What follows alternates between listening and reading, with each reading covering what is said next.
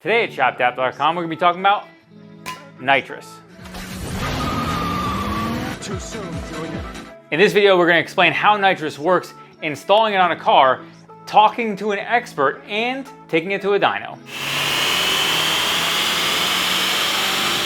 You likely know that nitrous makes your car faster, but the side effects include causing your surroundings to have blurry trails like a 3-day acid trip at Burning Man, excessive gear changes, and washers falling out of your dash, which will eventually lead to an ejecto floor pano situation. Engines make power by taking in an air-fuel mixture, compressing it down, then igniting that mixture with a spark plug. The way we get more power out of our engine is to add more fuel and air. This makes for a bigger bang. Forcing more air into the engine is where turbochargers or superchargers come into play. Now, this car already has a turbocharger, so we have to force more air on top of the air that we've already forced into our engine to forcefully force the air and make more power. Nitrous oxide, or N2O, is 2 nitrogen atoms and 1 oxygen atom combined. Forcing more nitrogen and oxygen into the cylinder allows us to make a bigger boom. The amount of nitrous injected into each cylinder determines how much power is made. This can lead to an additional 50 to 300 horsepower for your engine, or rapid disassembly, which could throw one of your connecting rods straight to outer space, right to Uranus.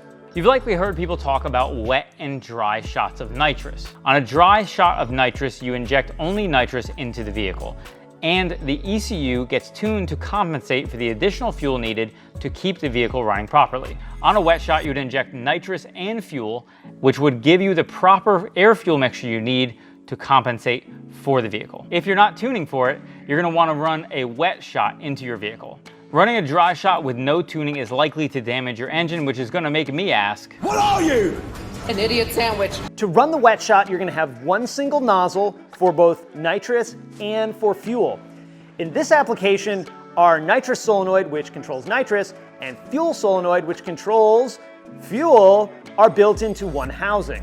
The solenoid that controls fuel gets connected to the vehicle's low pressure fuel system. Based on the nozzle you use for both fuel and nitrous, this should inject the correct amount of each to make sure that your vehicle doesn't run lean. Lastly, let's talk about nitrous purges. You may have seen plumes of smoke spraying up from hoods, out the sides of fenders, and from inside grills. While this seems like just a flex, this actually has a purpose. Nitrous is stored as a liquid above 735 psi, but when you want to use the nitrous, you want to make sure that you have no air in your lines. So the purge is intended to clear the air out of the lines to ensure you don't have a delay between push time and go time. So the pros to putting nitrous on your car is more horsepower, less losing, and nitrous purge flexing at every Cars and Coffee you ever go to. But it's not all hearts and flowers and roses and cupcakes. There are some cons. Con number 1, potential long-term engine damage. Con number 2, potential short-term engine damage. Catastrophic, I might add. Number 3, you're probably gonna run into a case where you're gonna get shot up by a biker gang when you invade their turf. Okay, now we are going to go install this nitrous kit on our budget drag build. So we are Team Euro with our GLI. We're racing against Gears and Gasoline, where they are Team JDM with their dirt nasty, I mean really like it's nasty, Honda Civic. So you can swing over and check out that entire series on my channel. Check it out. Before we get into our install, let's talk about nitrous kits. So there's a variety of nitrous kits on the market. The kit we're going to be installing is going to be from Nitrous Express. This version is one of the cheaper versions we were able to find because we are on a budget on this particular build. This has to go into the intake pipe that goes into the throttle body. So it sprays in there, comes up through there, through the throttle body, into the intake manifold. So that needs to go into this pipe somewhere. We actually have another one. So if you look at the way this injects, it has a nozzle there. So 90 degrees is really the way you want it from this hole. As perpendicular to this as possible so that it's spraying directly into the throttle body. Because we don't want to inject down here and completely saturate our boost pressure sensor.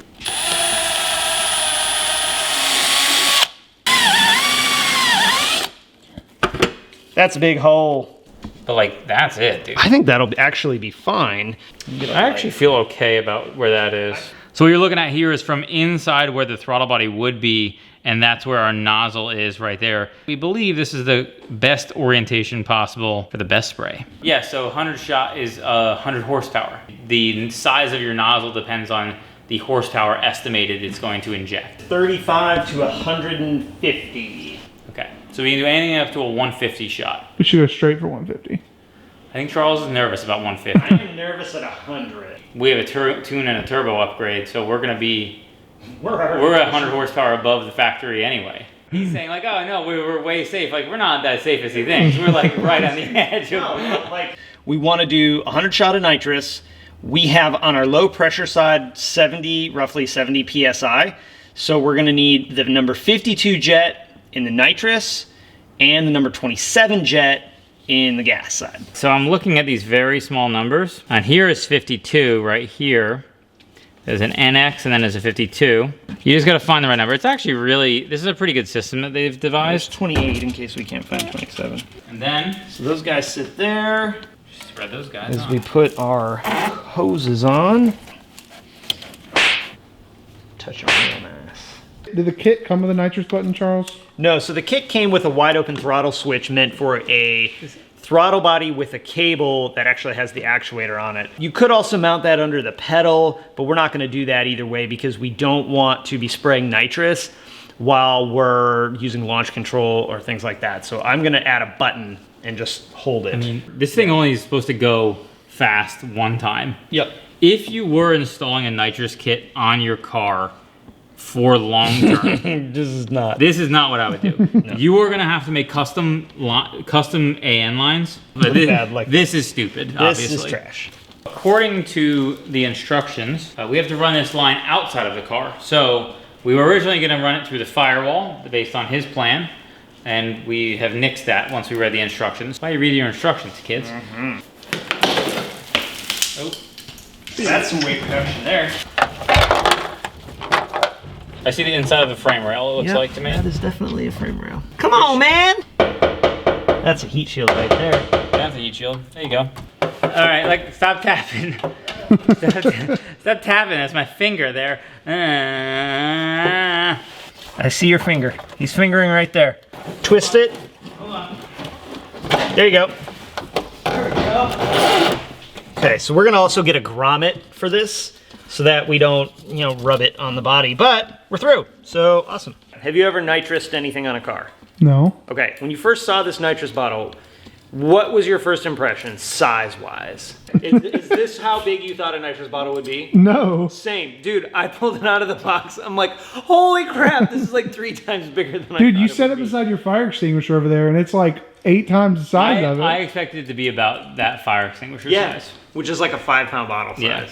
Important note that they say about mounting these is that the front has to be up and facing the front of the car like this. So basically it should sit like this. This should be facing down and towards the front of the car, and the front should be higher because the inside there's a straw basically that runs from here down to the bottom here. So you get full NOS, bro. Yeah, that's all the NOS. NOS. You know what's cool? Knowledge. Knowledge. And that's why I don't read any books. Because I'm a fucking idiot. Why do you think I'm here? You think I'm here because I make good choices? Absolutely not. No chance. Oh, that would be I mean, that's kind of trick. That's kind of that's awesome. pretty awesome. Hold on. I love that. Oh, I'm so excited. Is it all the way out? Oh, yeah. Oh, yeah. It's good. Oh, that's perfect, dude.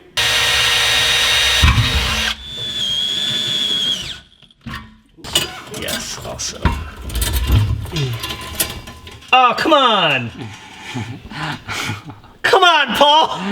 I had one request. I didn't change the orientation. I I had put one- it in there I exactly had one how- request, Paul. Can you make sure when you put the brackets on that the wing nuts are on the same side? They're definitely not on the same side. That is annoying. Well, that looks pretty nice just strapped like that. We now have to get the fueling stuff worked out. This is a Schrader valve that's on the FSI fuel pumps. What Charles is gonna do is pull this off, and we're gonna see if we can get the valve portion out, because this fuel portion threads directly onto it, which is neat. It has a little poppet valve, like your valve stem that you have on your wheels, on your tires. On your wheels? On your wheels and your tires, and you fill it up. Psst, that's what's inside there. He's trying to remove that so we can just have it flow right through. That's what we're gonna try and take out. Yeah, it's like one of 3 Volkswagens that it has. It's super convenient. This is basically the only car that has that. Normally what you would do is you would have to supply fuel to here by teeing into one of these fuel lines over here that came from the fuel pump. So you'd make a T, you would run it over here, you'd attach it to here, there'd probably be some sort of a barb fitting adapter. Everybody's happy, everybody goes home. We're lucky because we don't have to do that. Oh yeah. We have all of our nitrous lines run and the fuel lines run and snug down. So you can see here is our nitrous line that goes all the way from the bottle to here. Here is our fuel line here that comes in. These both go out to our nozzle over there in our boost pipe. All we gotta do is add our power and our switch, and we are ready to be oh! Bing! That's gonna be our floorboard on the passenger side. It's gonna be bing, bing, bing, bing. I heard Hector has T52.7 turbos. 3 T66 turbos. And a Motec system exhaust. Now this switch is not the Nitrous Go Baby Go button. This is purely the activation button. So we turned this on. Now we're using this wide open throttle switch to simulate the button that we're gonna put in the car, and we should get some clicks from our solenoids. Which are right down here. Ooh. Sounds good. All right. And so fast. So furious. Right now, we're doing a bottle test to make sure that this is all holding pressure. Well, we're gonna do a test spray, not with it running, but with it off. I don't know. Ooh. It's a moment of truth. We're armed. Mm-hmm. This is gonna probably take a couple boops because we're gonna have to purge air. Holy! Holy hell! Did you see it purge in there? Yeah. It just froze everything up. It just fogs it. The second hit, it was whoosh and almost instantly froze all that goodies in there. And I think Paul might have just huffed a ton of nitrous. You all right down there, buddy? I'm there. What? I don't know if he's actually huffing the last gas. I was around. All right, are we ready? Let's hit this one more time and then we'll be done. 3, 2, 1.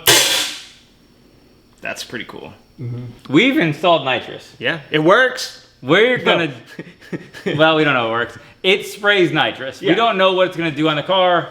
We're gonna take this to a dyno to see if it's gonna actually put the power down without freaking out. The kit we've installed with the jets we've installed are rated for 100 wheel horsepower on top of whatever the car is supposed to be. Wheel? Yes. Okay. There's basically 3 outcomes. It works fine, and we get all of our powers. The ECM does not allow us to run nitrous. It just says nope, and we end up pumping an engine full of nitrous anyway, and it's super sad. Or we blow it up. So we're off to the dyno.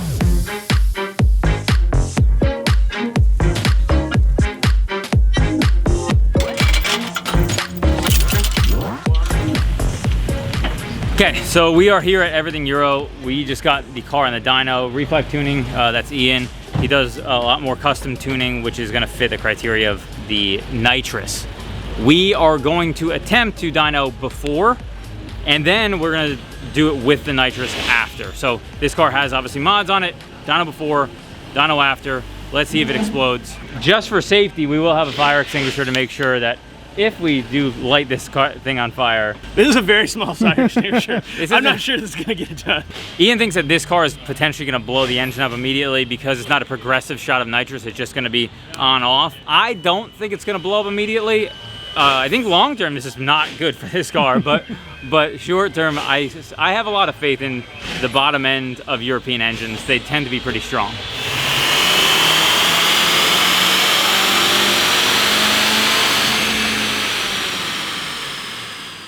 .253 horsepower, 303 pound-foot of torque. Not horsepower-wise where we want to be. Torque isn't bad though.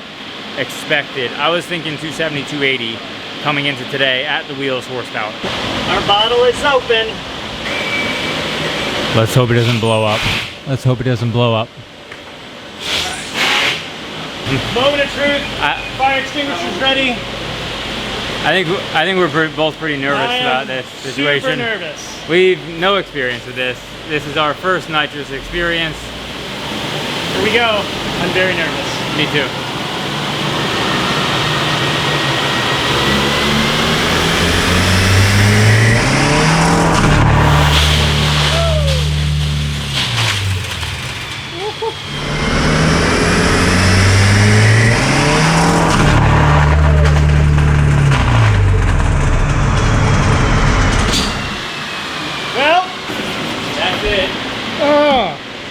That's all she wrote. Okay. You're right, Ian. Inside parts become outside parts. Ian was right. That's a hole in the block. Yeah, that is. Let me go get some pig mats. A lot of engine parts that came out of the inside of the engine, now they're outside the engine. Those would be historically called internals. They're now externals. Capture this, Nathan. What happened? What is that called? Those are all the pieces of the engine. Oh my gosh. Yeah, oh, that's the balance shaft. Yeah, I'm not sure what that is actually. It made 436 torque. I mean, that's pretty awesome. It went literally straight up as soon as I hit the button. The horsepower was 318. That is definitely part of a piston. That's a piston skirt where the rings would go. And there's the rings. You're probably thinking, if they've blown up their engine, why should I listen to anything they have to say about nitrous? In which case you'd be right, which is why we have an expert. The expert we're going to be talking to today is John Andrade Jr. He's most commonly known for his appearance on Street Outlaws, where he raced his car, the Cuddy. He also has a shop where he does performance installation and customization of a lot of American cars, and has a ton of experience with nitrous as well. Now, the question is, what did we do wrong? Well, I mean, you might have started off wrong being turboed and nitrous. That's a little bit more dangerous. Of the forced induction on top of the high nitrous pressure. I don't know what happened to it, but I'm assuming something with the pistons let go. Probably because the cylinder head pressure was through the roof is my thought. Any boosted application that you're going to spray a shot of nitrous in raises cylinder pressure so high that you're questioning whether the bottom end can handle it generally. Most definitely, especially on a stock bottom end with the stock ring gap, you know? Yeah. With that added extra pressure, it probably butted the rings together and popped a corner of the pistons off or all the pistons. I don't know what happened, but... Is there a recommendation that, like, if we went with a 50 shot, how much better would we have been off? That boosted 50 shot will probably pick you up closer to like 75 towards 100 horsepower to the tire, just because of the forced induction. It should help tremendously on a smaller shot. That's the glory of having boost and nitrous, is that forced induction amplifies that nitrous hit quite a bit. I see. So that makes a little sense, because we exploded the engine immediately.